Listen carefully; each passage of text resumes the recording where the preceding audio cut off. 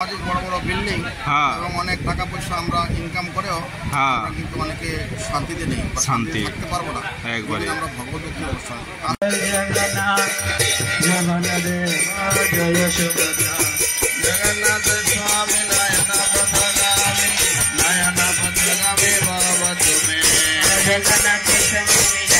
Forty কোয়ার্টারের ইসকনের রথ উৎসবের main entrance 7 থেকে 15 বিশাল অনুষ্ঠান।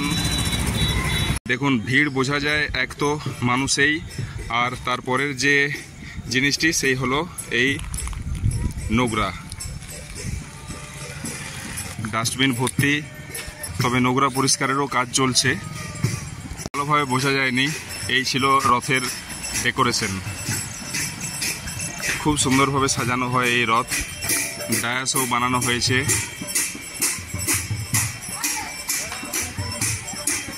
প্যান্ডেলটিরও খুব সুন্দর ডেকোরেশন। আর এই হলো স্ট্রিক্টনেস, জুতো পরে প্রবেশ নিষেধ। আমরা পেয়ে গেলাম সকালবেলার আরতি,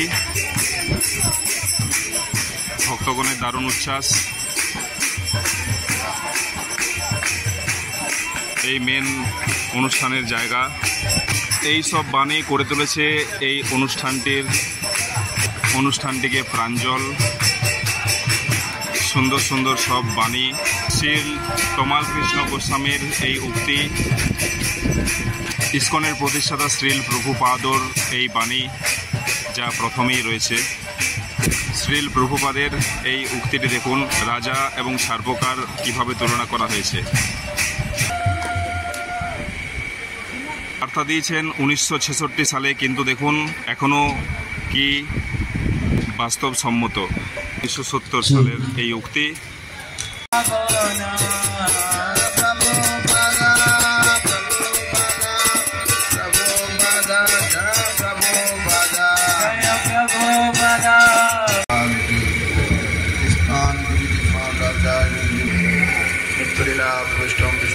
এই ইসকনের রথযাত্রার যে উন্মাদনা আমরা কাল দেখেছি তা যথেষ্টই উৎসাহজনক। তো আজ আমরা পেয়েছি আমাদের সামনে এই ইসকনের জেলা প্রচারক প্রভু শ্রীমৎ শ্রীবাস চরণজি। চলুন তার মুখে এই ব্যাপারে শুনে নিই দু চার কথা। প্রভুজি, আপনাকে পেয়ে আমরা ধন্য। তো আমার এই ব্যাপারেই, এই রথযাত্রার ব্যাপারেই কিছু জানার ছিল। তো প্রথমেই আমি যেটা বলি যে কালকে তো আমরা দেখলাম মানে অগণিত ভক্তবৃন্দ শুধু মাথায় দেখা যায়। তো আপনি পুরুলিয়াতে এই ব্যাপারটি কিভাবে দেখছেন? হরে কৃষ্ণ, জয় জগন্নাথ, জয় বলদেব, জয় সুভদ্রা মহারানী। রথযাত্রা মহোৎসব 2024 পুরুলিয়াতে 6ষ্ঠ বৎসর রথযাত্রা। গতকালকে প্রথম রথযাত্রা সুসম্পন্ন হলো অত্যন্ত সুন্দরভাবে। আমরা এটা ভাবতেই পারিনি যে এই বছর রথযাত্রায় এরকম হাজারো হাজারো ভক্তবৃন্দ পুরুলিয়া শহর এবং আশেপাশের বড়াবাজার, আক্রো, বান্দোয়ান, মানবাজার, পুঞ্ছা, এমনকি এদিকে এটাকে জয়পুর, ঝালদা, পাতরিয়া, জয়পুর অত্র অঞ্চল থেকে প্রচুর পরিমাণ ভক্তরা সকাল থেকেই পুরুলিয়াতে চলে এসছে। তারা সবাই এখানে সকালে এসে দুপুরবেলা ভোগারতি কীর্তন অংশ নিয়েছে, দুপুরবেলা সকালে প্রসাদ পেয়েছে, রাত্রিবেলা রথযাত্রা সমপরান্তে হাজারো হাজারো ভক্ত, প্রায় কালকে 50,000-এর অধিক সংখ্যক ভক্ত রথযাত্রা অ্যাটেন্ড করেছে, প্রসাদ গ্রহণ করেছে। তো এই বছর এটা আমাদের সত্যি ধারণার বাইরে ছিল। আমি বলবো এটা জগন্নাথেরই বিশেষ কৃপা যে প্রতি বছর এই পুরুলিয়াতে সমস্ত মানুষকে জগন্নাথ আকৃষ্ট করছে রথযাত্রার মাধ্যম দিয়ে, এবং সবাই জগন্নাথের প্রতি আকৃষ্ট হয়ে বৃষ্টি, রৌদ্র সমস্ত কিছু উপেক্ষা করে তারা মহা আনন্দে কীর্তন এবং নৃত্যে মাতোয়ারা হয়ে উঠছে, এবং সবাই সর্বাত্মকভাবে অর্থনৈতিক এবং বিভিন্নভাবে শারীরিকভাবে সাহায্য করে রথযাত্রাকে সাফল্যমণ্ডিত করার চেষ্টা করছে।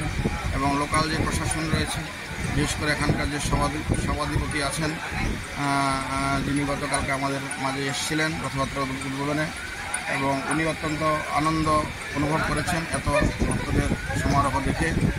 তো আমরা আশা করছি জগন্নাথের কৃপায় উল্টো রথ একই রকমভাবে ভক্ত হবে, এবং এই 7 দিন এখানে অনুষ্ঠান হবে গুন্ডিচা মন্দিরে সকাল থেকে রাত্র পর্যন্ত। মায়াপুর সহ বিভিন্ন জায়গা থেকে মহারাজরা আসবেন, কীর্তনীয় ভক্তবৃন্দরা আসবেন, এবং এখানে কালচারাল প্রোগ্রাম, নৃত্যানুষ্ঠান, বৈদিক নৃত্য এবং দুপুরবেলা জগন্নাথের 56 ভোগ মহাপ্রসাদ, প্রতিদিন জগন্নাথের 56 ভোগ অফারিং করা হয়। আপনারা জানেন জগন্নাথ হলো খাওয়ার দেবতা, তিনি খেতে পছন্দ করেন, তো সেই জন্য তিনি খেতে পছন্দ করেন, খাওয়াতে পছন্দ করেন। যেহেতু আমরা খেতে পছন্দ করি, সেই জন্য জগন্নাথ খান আর আমাদেরকে তার প্রসাদ বিশেষ আমাদের তিনি কৃপা দেন। তো প্রতিদিন এখানে 56 ভোগ হবে, প্রসাদ বিতরণ হবে। তো আমরা পুরুলিয়াবাসী সমস্ত ভক্তবৃন্দদের অনুরোধ জানাবো, আপনারা সকলে আসুন, এই রথযাত্রা অংশ নিন এবং রথযাত্রায় জগন্নাথের কৃপা প্রাপ্ত হন। এই রথযাত্রাকে সাফল্যমণ্ডিত করুন এবং পুরুলিয়া আমাদের শুধু এখানেই নয়, ইসকনের মাধ্যমে যে পুরুলিয়া জয়চণ্ডী পাহাড়, সেখানে আমাদের রথযাত্রা উৎসব হয়। জয়চণ্ডী পাহাড় বাঁকুড়াতে আমাদের রথযাত্রা ফেস্টিভ্যাল হয় এবং বাঁকুড়া শহরে আমাদের ইসকনের রথযাত্রা বাঁকুড়াতে, রায়পুরে আমাদের রথযাত্রা ফেস্টিভ্যাল হয়, বিষ্ণুপুরে হয়, বরজোড়ার হাটাশুড়াতে হয়। তো বিভিন্ন জায়গায় রথযাত্রা ফেস্টিভ্যাল হয় এবং আমি সব জায়গাতেই যতটা সংবাদ পেলাম, সব জায়গাতেই বছর প্রচুর পরিমাণ ভক্ত হয়েছে, বিতরণ হয়েছে, সবাই কীর্তন এবং কথা অংশ নিয়েছেন। তো পুরুলিয়াতেও আমরা দেখছি একই রকম ভাবে অন্যান্য বছরের তুলনায় বেশি হয়েছে, যেটা ডিস্ট্রিক্ট টাউন। স্বাভাবিকভাবে এখানকার উপরে সকলের নজরটা একটু বেশি থাকে। অনেক ধন্যবাদ। আচ্ছা, আরেকটা ব্যাপার জানার ছিল যে আমি যদি তুলনামূলক একটু বলি যে বাঁকুড়া বললেন, বিষ্ণুপুর, রায়পুর, তার সাথে পুরুলিয়ার কিছু যদি পার্থক্য মানে উন্মাদনার দিক দিয়ে আর কি কেমন কি আপনার চোখে পড়েছে? এখানকার ভক্তদের উৎসাহের কোনো কমতি নেই, দিন দিন আমরা দেখতে পাচ্ছি পুরুলিয়ার ভক্তদের উৎসাহ অনেক বাড়ছে। যদি এখানে কিছু আমাদের প্রতিকূলতা আছে, যেমন বিশেষ করে আমরা এই জায়গাতে যে জায়গায় রথযাত্রা করছি এখানে আমাদের জলের প্রবলেম। আমরা চাইলে অনেক ভক্তের প্রসাদের ব্যবস্থা করা, রান্নার জল, খাওয়ার জল, সেগুলো আমরা চাইলেও ব্যবস্থা করতে পারি না, কারণ এখানে সবকিছু আমাদের সাফিসিয়েন্ট নেই। মিউনিসিপ্যালিটি থেকে আমাদের সাপোর্ট দিচ্ছে জলের, কিন্তু সেটা আমাদের তুলনায় অনেক কম। এখানে যদি ধরুন 20,000 ভক্ত আসে, তাদের জন্য যে পরিমাণ রান্না খাওয়ার জলের প্রয়োজন সেটা অনেকই কম। তো এখানে কোনো জল পাওয়া যায় না। কাছাকাছি আমাদের সেরকম হোটেল, লজ বা কোনো সেরকম জায়গা, গত বছর আমরা এখানে এই যে গ্রামীণ হাটে আমরা ব্যবস্থা করেছিলাম, এবছর সেটা আমরা পাইনি। ডিএম নাকি সেটা নিষেধ করেছেন, যাই না, এটা আমাদের ওখান থেকে বললো। এবং আমরা কর্মী সমাজ এই বিল্ডিংটা আমরা চেয়েছিলাম, ওরাও ব্যবস্থা করতে পারেনি, সেখানে নাকি প্রবলেম। তো যাই হোক, প্রতিকূলতা রয়েছে, এত প্রতিকূলতা থাকা সত্ত্বেও আমি দেখছি সাধারণ মানুষের মধ্যে উৎসাহ কিন্তু অনেক বেশি আছে এবং দিন দিন সেটা বাড়ছে, সবাই অনেক আনন্দ পাচ্ছে এবং প্রশাসনের লোকজনও তারা অভিভূত হচ্ছে যে কীভাবে এত বড় একটা রথ আমাদেরকে তারা জানাচ্ছে যে এতভাবে এত বড় একটা রথযাত্রা পৃষ্ঠ বলে তো হাজার হাজার লোকের গ্যাদারিং, কিন্তু এত সুষ্ঠুভাবে রথযাত্রা সুসম্পন্ন হচ্ছে। কারণ এখানে সবাই কীর্তন, কথা, জগন্নাথের প্রতি আকৃষ্ট, একটা ধর্মীয় প্রোগ্রাম যেরকমভাবে হওয়া উচিত। মানে আমি গত কিছুদিন আগে যখন বাঁকুড়াতে এসপি সাহেবের সাথে আমি কথা বলছিলাম রথযাত্রার ব্যাপার নিয়ে, তখন তিনি বলছেন আমরা আপনাদের সাথে আপনাদের উৎসবে আমরা নিজেরা আনন্দ পাই এবং আমরা চাই যে আপনারা রথযাত্রা করুন, কারণ ইসকন একমাত্র আমরা দেখতে পাচ্ছি যে ওরা সুষ্ঠুভাবে যেভাবে ধর্মীয় আচার ব্যবহার, রীতিনীতি যেরকম থাকা উচিত সেটাকে মানে স্পিরিচুয়ালিটিটা মেনটেন করে। অন্য জায়গায় অনেক হয়তো ওরা উৎসব করে, কিন্তু সেটাকে অনেক সময় উনি বলতে চাইছিলেন না যে আমি বলতে চাই না, কিন্তু তাও আমরা দেখছি যে সেখানে মদ এই সেই এবং তার একটা পার্টির মতো করে। যাই হোক, এটা কিন্তু সত্যি, এটা উনি মিথ্যা বলেননি, এটা আমরা দেখতে পাচ্ছি। তো যেহেতু এখানে ভগবানের কথা, ভগবানের নাম কীর্তন, সবাই ভগবানের দর্শন, ভগবানের প্রসাদ নিয়ে থাকে এবং এখানে অন্য কোনো রকম কিছু থাকে না, শুধুই ভক্তি, সেজন্য সেই ভক্তি আস্বাদন পাচ্ছে বলে সবাই আনন্দ পাচ্ছে, আর ভক্তির মাধ্যম দিয়ে প্রকৃতপক্ষে আমরা সবাই আনন্দ পাবো। আর সেই জন্য সবাই ঝাঁপিয়ে পড়ে। পুরুলিয়া ডিস্ট্রিক্টের অন্যান্য জায়গার তুলনায় যেহেতু ডিস্ট্রিক্ট টাউন, স্বাভাবিকভাবে আমি বলছি যে এখানকার ভক্ত উৎসব বেশি এবং এখানে লোকজনের সমারোহটাও বেশি।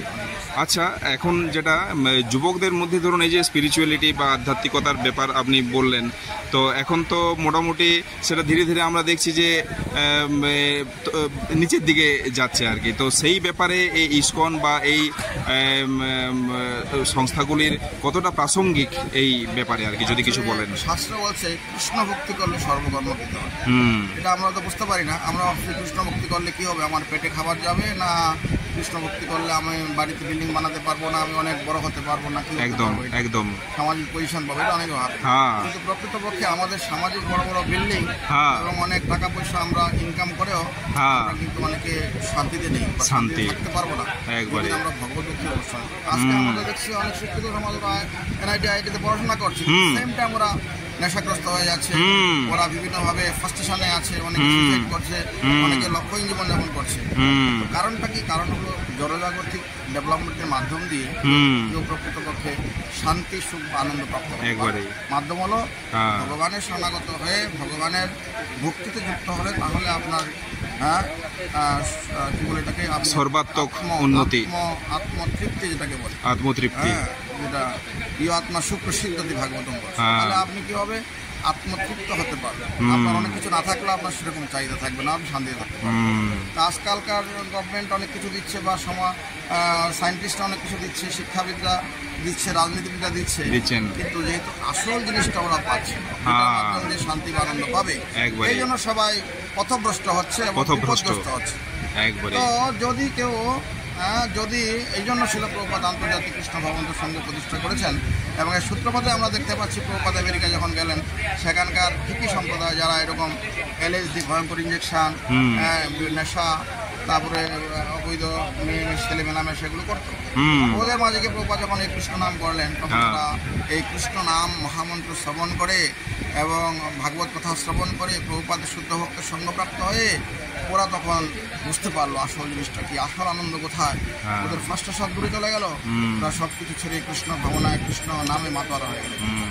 তো এই জন্য আমরাও এই সেম জিনিস সারা পৃথিবীর সব জায়গায় চলছে। হুম। আমরাও প্রচেষ্টা করছি কীভাবে সমস্ত ইয়ুথদেরকে পড়াশোনার পাশাপাশি এই পারমার্থিক শিক্ষা দেওয়া যায়, একদম। ভগবদ্গীতা শ্রীমদ ভাগবতম শিক্ষা দেওয়া যায়, হুম। যার মাধ্যম দিয়ে হুম। তারা জীবনের প্রকৃত উদ্দেশ্যটা বুঝতে পারবে এবং একদম। তারা প্রকৃত শান্তি বা আনন্দ কোনটা বুঝতে পারবে, হুম। দুধ ভালো না মদ ভালো বুঝতে পারবে, হুম। এবং সেভাবে তারা তাদের জীবনকে পরিচালিত করে একটা আনন্দময়, শান্তিময় সমাজ বা দেশ উপহার দিতে পারবে। হুম। তো সেই জন্য আমাদের প্রচেষ্টা চলছে, এবং আপনারা দেখতে পাচ্ছেন গতকালকে এখানে হাজার হাজার ইউথ ছেলেমেয়েরা হ্যাঁ। যারা নৃত্য কীর্তনে অংশ নিয়েছে, হ্যাঁ। যারা প্রসাদে অংশ নিয়েছে, যারা এখানে বিভিন্ন সেবায় অংশ নিয়েছে, সেবায় রয়েছে। হুম। তা আমরা আশা করছি যে সবার সহযোগিতা থাকলে, সবাই যদি সহযোগিতা নিয়ে এগিয়ে আসে এবং সবাই যদি সুন্দরভাবে জিনিসটাকে বুঝতে পারে, তাহলে সকলের জন্যই, সকলের সন্তানের জন্য এটা মঙ্গলকর হবে। আপনি যে বার্তা দিলেন, পড়াশোনা তার সাথে আধ্যাত্মিকতা একসাথে যে মেলবন্ধনের যে বার্তা দিলেন, যথেষ্টই প্রেরণাদায়ক। আর এই আপনার ব্যস্ততার মুহূর্তে যে এই এতটা সময় আপনি আমাদেরকে দিলেন, আমরা তার জন্য চিরকৃতজ্ঞ। ধন্যবাদ। হরে কৃষ্ণ, জয় জগন্নাথ। আপনাকে ধন্যবাদ। হরি বল। প্রভুজির বক্তব্য শুনলেন, কি সুন্দর যুগোপযোগী বার্তা উনি দিয়েছেন। এডুকেশন এবং স্পিরিচুয়ালিটি দুটোর মেলবন্ধনই পারে একজনকে প্রকৃত মানুষ করে তুলতে, এবং তা আমাদের ফলো আপ করা অবশ্যই দরকার। প্রতিটি মানুষের তার নিজের নিজের ধর্ম অনুশীলন সঠিকভাবে, সঠিক বার্তা তা আমাদেরকে দেবে, এই আমার বিশ্বাস। এখনকার এই গতিময়তার যুগে মানুষ তো তা প্রায় ভুলতে বসেছে, কিন্তু এগুলির সঠিক অনুশীলনই দরকার বলে আমার মনে হয়। আপনারা কি বলেন অতি অবশ্যই কমেন্টে জানান। নমস্কার, ধন্যবাদ।